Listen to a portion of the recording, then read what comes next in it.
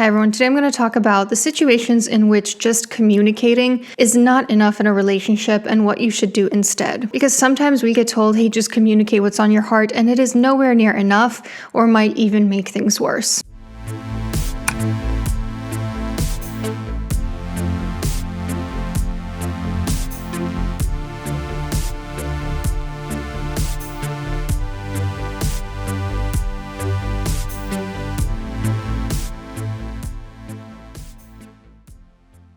So the thing you have to understand about communication is typically it is for an exchange of information. Like one person saying, hey, I don't like when you do this, and the other person saying, oh, understood, I'll stop doing this. And exchanging information is great for getting our needs met, for meeting other people's needs, for our safety, like if somebody's informing us about a tsunami that's coming our way. But communication falls short when lack of information is not actually the problem. Like that person who knows that you hate it when they leave the wet towel on the bathroom floor, and they keep doing it because they just don't care, even though you've already communicated it to them. In those situations, you can communicate all you want, but the problem isn't that you're not communicating enough. It's like trying to bolt something into the wall with nothing but a hammer. It's just not going to work very well. You're going to try and tire yourself, but it's not going to be effective. So what are the situations in which communication does not solve the problem? Communication doesn't solve much when you're asking the other person to do something that they're not capable of doing, or maybe they just don't want to do it. And it's kind of hard to sort of parse out where one ends and the other begins.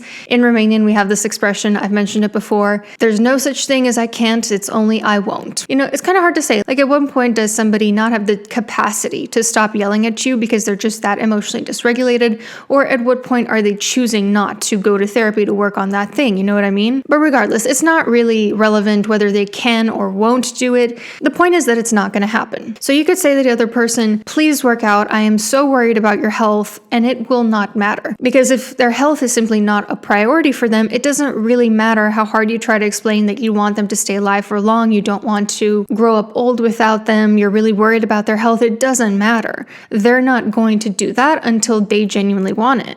A frequent reason why somebody might not be capable or not want to do what you're asking of them is because their defenses are up. Defense mechanisms are the way that we psychologically respond to information that could threaten our sense of self. So things like denial, projection, regression, so on and so forth. So you could say to the other person, hey, listen, it really hurt my feelings when you called me a selfish cow. And their self-esteem is just so fragile in that moment that they can't even accept that. They can't even accept that they called you a selfish cow. Instead, they might say, oh my God, like Naipa, I was joking. I totally didn't mean it. Or I never said that. When did I say that? Or oh my God, you always do this. You always make me seem like I'm the bad person when really you're the bad person. You can't force someone to see your point of view if they're borderline detached from reality because their defenses are so high. And sometimes the other person might try to do what you're asking of them, whatever you're communicating to them, for a little bit. And they might try to fake meeting your needs, but it's just not authentic, or it just doesn't last very long because again, they don't have the capacity for it. For example, I've often sort of grappled with standing up for myself in friendships, because it's like if I see that this is just the way this person is, and let's say they treat me with disrespect in XYZ way, what is the point of me coming to them and saying, hey, it kind of seems like you don't respect for me. Would you mind treating me with a little bit more respect?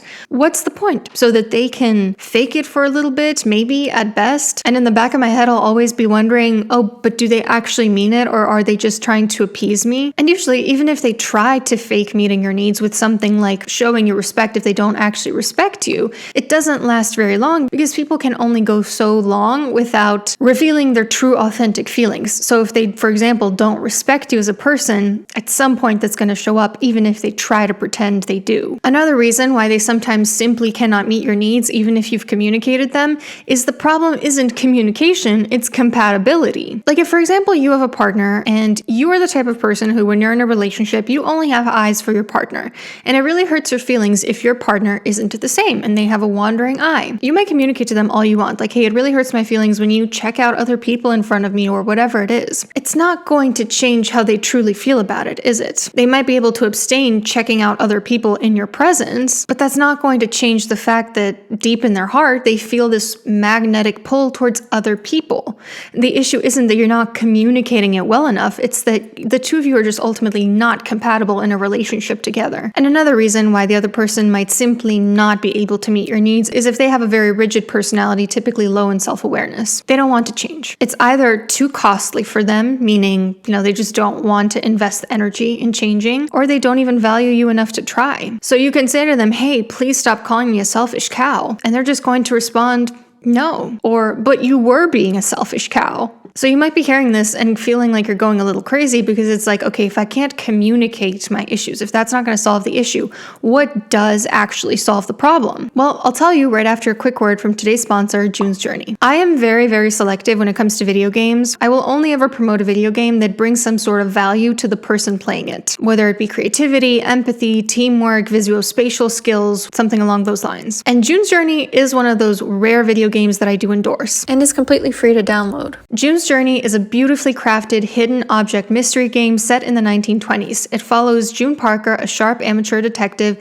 looking to uncover her sister's murder as well as long-buried family secrets. Each chapter transports you to a historical world filled with new clues and plot twists. June's Journey contains a lot of gameplay variety, like solving puzzles to advance the plot, decorating your own mansion and island, seasonal content, which I love. I love that it's beautiful visuals, very historical, lush, transportive. If you are somebody that often has this daydream about being able to walk the streets of a different time period, then this is definitely the video game for you. It's cognitively stimulating with all the clues and the puzzles, and it feels rewarding as you go through the game. Discover June's Journey for free. Click the link in the description box or scan the QR code on screen. You can play on Android, iOS, or PC. So what do you do instead of communicating? It's an overused word, but the only thing you really can do is set boundaries and then enforce the consequences of when those boundaries are inevitably violated. We are highly socially conditioned creatures. We are a little bit like Pavlovian dogs. We learn how to behave through the consequences of our past behavior. So, for example, when somebody has a very coercive person in their life, somebody who keeps pressuring them to do what they want over and over and over again, and that person stands strong and they say, no, I don't want to do this. No, I don't want to do this. No, this doesn't work for me. The 100th time when they cave and they say, fine, I'll do this thing that you want me to do. What do you think the other person learns from that?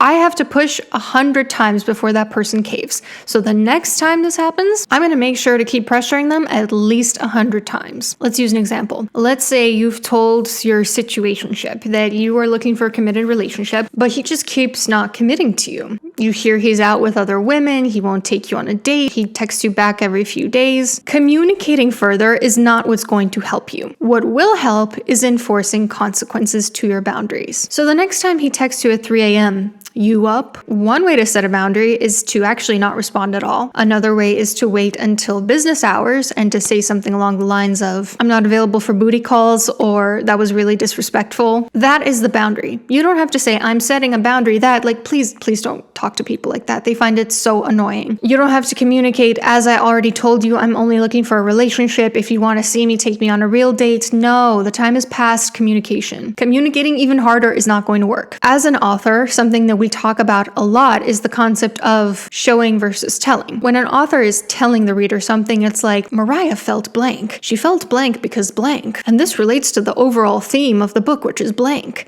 Whereas showing the reader is a lot more indirect. It's kind of giving the reader clues to piece it together themselves, which they find a lot more rewarding and less infantilizing. It works the same way with human beings, actually. Instead of telling the other person what you want from them, how to sort of mold themselves or pretend to be what you need of them for a little bit of time before they inevitably disappoint you, show them through the consequences of your boundaries what you will and will not tolerate. Show them, I don't respond to 3 a.m. texts by not responding.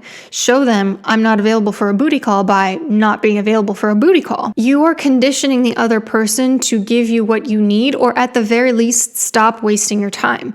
Because there is a possibility that the other person might still not get it or not have the capacity to meet your needs. And that's for the best, because if you communicate it further, you're just going to exhaust yourself. But if the other person says, my bad, let me take you out to dinner, and you happen to be a very forgiving person, then good job. You just showed the other person rather than told them how to meet your needs without over-explaining it to your detriment. Why are you spending all this energy explaining and explaining and explaining to people who have no intention of listening to you? Let's give another example. Let's say that your mom keeps pestering you about how you need to go to law school school instead of art school. You've already poured your heart out to her. You've already told her how hurtful it is when she says these things. You've already told her why you disagree with her, but it's futile, and she just keeps saying the same thing over and over again. The next time she brings it up, it's really simple. You just say, I'm not talking about this again. And if she keeps pushing, you literally get up and walk away. That's the part that's like really hard for people. They struggle to end the interaction, hang up the phone, walk out of the room when someone keeps continuing to coerce them into something. And then they end up in this never-ending loop where they're not listening to the other person's not listening to them, and they're just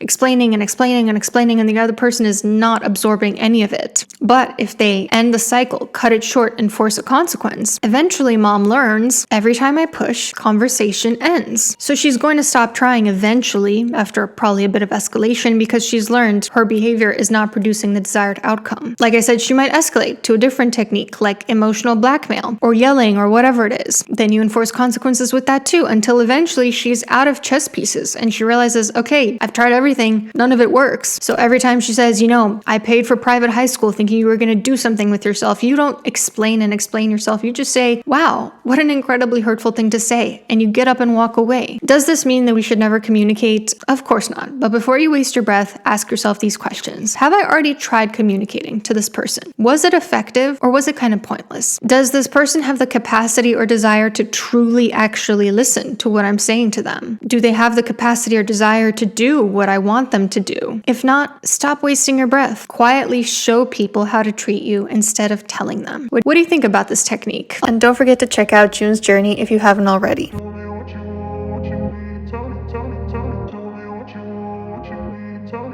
Tell me,